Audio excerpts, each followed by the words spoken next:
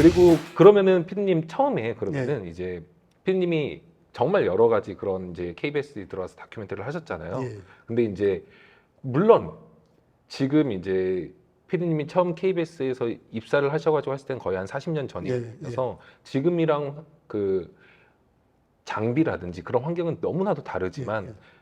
어느 그 그룹이라든지 초보 때 들어가서 뭐 이러이러한 실수들이라든지 예. 상황이라든지 그거는 예나 지금이나 좀 비슷한 수도 있다라고 생각하거든요. 그래서 초보 때는 혹시 그 피디님이 하셨던 뭐 실수라든지 아니면 그 다큐멘터리 분야에서 에피소드라든지 그런 게 있을까요? 실수라기보다는 이제 네. 83년도, 4년도에 네네. 제가 추적 20분 뉴스비전 동서남북이라는 시사 프로그램을 했었는데 네네.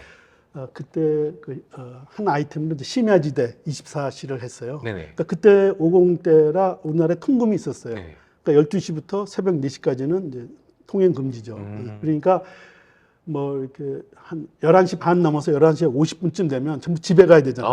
12시 되면 이제 통행 금지니까. 그러니까 그 12시부터 새벽 4시까지 통행 금지된 그 시간에는 우리 서울 시내 각 뒷골목에서는 무슨 일이 벌어질까? 그것을 카메라에 담는 것이었죠. 추적 20분에서 심야지대였어요. 그러니까 한 11시 50분쯤 되면 뭐 뒷골목의 술집 앞에, 카페 앞에, 뭐 식당 앞에 그 젊은 사람들 뭐 나왔다가 이제 막 택시 잡고 뭐 집에 가야 되니까. 12시 넘으면 통행 금지거든요. 파출소로 다 잡혀가는 거죠. 그러니까 막 난리죠. 그 시간 되면은 뭐 택시도 뭐 따블 불러 했어요. 그래서 그런 모습, 심야지대의 모습을 촬영하기 위해서 저희가 촬영을 했고 취재를 했고 방송을 했어요. 그런데 전혀 저희 제작팀은 생각하지 못했던 일이 일어난 거죠. 그러니까 12시 예를 들면 55분에 그 한 영등포 아니면 강남의 뒷골목에서는 현재 어떤 모습인가를 보여주기 위해서 카메라가 트래킹하면서 쭉 그냥 훑고 지나갔어요. 근데 그 중에 이제 어떤 아가씨가 한 일주일 전에 약혼을 하고 이제 며칠 있으면 결혼을 할 예정이에요. 그래서 마지막으로 자기 친한 친구들끼리 모여서 식사를 하고 술 한잔 하고 끝나고 이제 막 집으로 가려고 하는 중이었는데 우리는 그 사람은 그 아가씨가 우리 목표도 아니에요. 그냥 트레킹해서 지나가는데 슬쩍 한 1초? 2초 그냥 슬쩍 이렇게 해서 그냥 지나간 거죠. 그리고 우리는 그냥 방송했죠. 아무것도 모르고. 그런데 그 방송 나갈 때 그 시댁 측에서 시댁 측의 그 어르신들이 시댁 부모들이 이 장면을 본 거예요. 그래서 며칠이면 우리 집에 며느리가 될 아가씨가 통금 시간 전에 직전이죠. 그러니까 이제 여기 이제 말하자면 뼈대 있는 지방이죠. 우리 집에 귀한 며느리가 될 사람이 왜 이 시간에 저기에 있냐 이제 이렇게 된 거죠. 그러니까 결론을 말하면 이제 파혼을 당했어요. 그 때문에.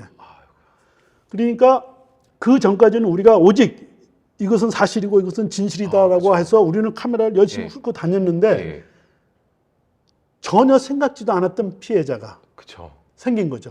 우리는 의도하지도 않고 전혀 생각지도 못했던. 그러니까 이 다큐멘터리나 시사 프로그램 하는 사람들은 나는 내가 옳다고 하는 바를 찍지만 그걸로 인해서 전혀 생각지도 못했던 엉뚱한 피해자가 생길 수도 있어요.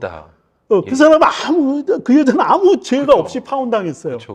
그걸 어떻게 책임질 수 있겠어요? 책임질 수도 물론 없는 문제지만 어마어마한 문제잖아요. 그거를 처음으로 몸으로 체험했죠. 그리고 그때는 아직 초상권이라는 개념조차가 없을 때였어요. 초상권 개념이. 그 후로는 이제 조심해야 되죠. 이 카메라에 전혀 의도하지 않았던 결과를 낳을 수도 있다는 것에 대해서 카메라를 휘두르는 사람은 조심해야 돼요. 이 무기가 전혀 누구에게 어떤 피해를 줄지 모르잖아요. 조심해야 되고 겸손해야 되는 것 같습니다. 그럼 어떻게 보면은 법적으로 지금 현재 같은 경우도 굉장히 많은 이제 초상권 문제 요즘은 이제 가려달라고 그러고 뭐 이런 게 나오잖아요. 그때는 이제 그런 것들이 아예 컨셉이 없던 시절이었죠. 없던 시절이었죠. 그러니까 그리고 그 후로도 한창 초상권이라는 개념은 없었어요. 90년대 넘어서 거의 2000년대 지나서야 이제 나오기 초상권이라는 사람들이 이제 논의되기 시작했고 이제 거기에 대한 장치가 만들어지고 했죠. 이제 그런 일이죠. 굉장히 전혀 생각지도 못했던 일들이 실은 이런 일들이 시대가 변하면서부터 이렇게 좀 변하는데 인터넷의 발달로 인해서 초상권이라는 개념 자체가 이제 그 방송국만 있었을 때는 컨텐츠를 송출해 주는 곳이 실은 방송국 TV라는 매개체 하나밖에 없었기 때문에 그랬었는데 지금은 뭐 유튜브도 있고 다른 뭐 아프리카 TV라든지 아니면 인스타라든지 굉장히 많이 온라인 상에 있기 때문에 이 초상권 문제 그리고 초상권 문제도 피디님 말씀하셨던 것처럼 의도치 않게 물론 제작자가 굉장히 그게 아무런 의도를 갖지 않고 선의로 했다고 하더라도 굉장히 그거에 반해서 굉장히 다른 의도를 가지고 이런 일들이 일어날 수 있기 때문에 다큐멘터리를 하시는 분들이라면은 그 부분도 다시 한번 체크를 한번 하고 하시는 게 좋을 것 같습니다. 그리고 꼭 초상권이 아니더라도 네네. 내가 찍고 있는 이 카메라가 뭐 우리 말로 하면 내가 휘두르고 있는 카메라가 네네. 그리고 요즘은 뭐 꼭 프로페셔널 카메라가 아니더라도 스마트폰으로도 아무래도 다 찍을 수 있잖아요. 그렇죠. 그러니까 내가 촬영해서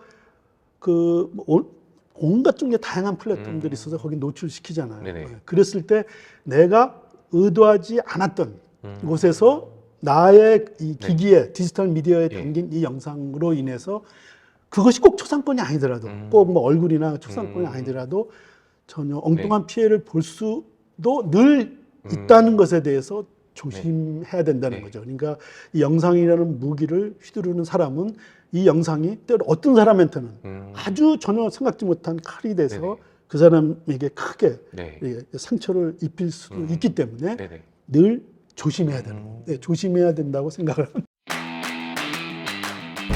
보통 이제 촬영 현장 같은 경우에는 그 촬영이 시작이 되면은 그 영화나 뭐 드라마나 예능이나 굉장히 많은 스태프들이 있어서 여기는 누가 봐도 촬영 현장이에요. 하지만 그 이따가 말씀을 해주실 거지만 다큐멘터리는 그 스텝이나 인원 구성들이 좀 작아서 여기가 지금 촬영을 하고 있나 아닌가 그렇게 모를 수도 있는 현장들이 있을 수도 있기 때문에 그런 점은 다시 한번 이렇게 촬영하시는 다큐멘터리 쪽으로 지금 생각을 하시는 분이라면은 조금 더 폭넓게 생각을 한번 해보시는 게 좋을 것 같습니다.